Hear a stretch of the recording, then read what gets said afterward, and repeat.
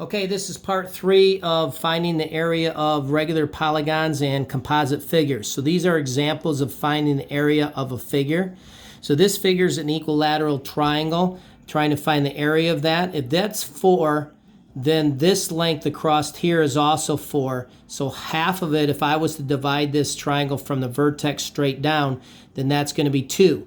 Now understand a triangle, that's a 60-degree angle, so half of that, because it's cut in half, is 30. So you have a 30, 60, 90 right triangle.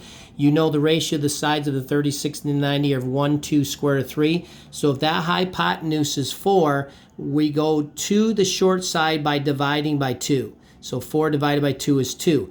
Now going from the short side to the long side, we multiply by the square root of 3. That's what I wrote here. And you get 2 square roots of 3 for that length.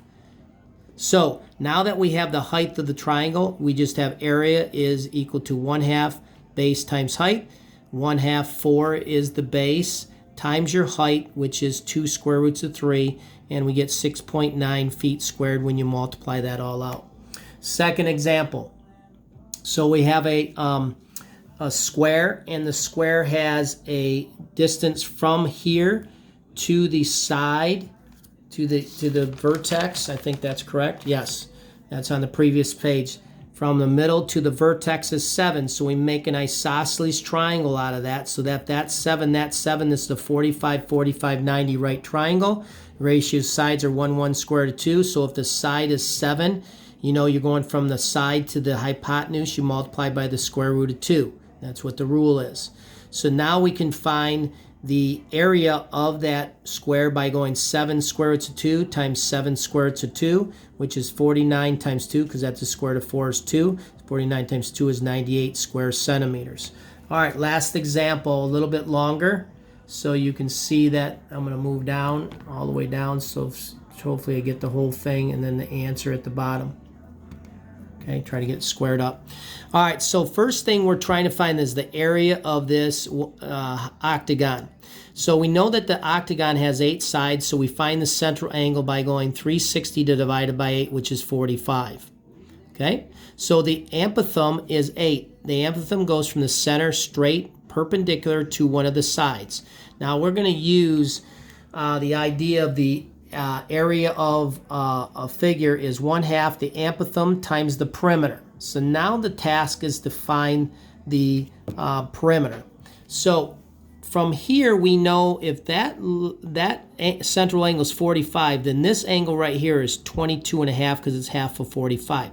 Now we set up a trig function. If we're standing here, this is opposite over adjacent. That is TOA. SOHCAHTOA. So therefore we say the tangent of 22.5 equals the opposite side x over the adjacent side 8. We put a 1 underneath that to make a proportion. We do the cross product. 1 times x is x, and then tangent of 22.5 times 8 is that.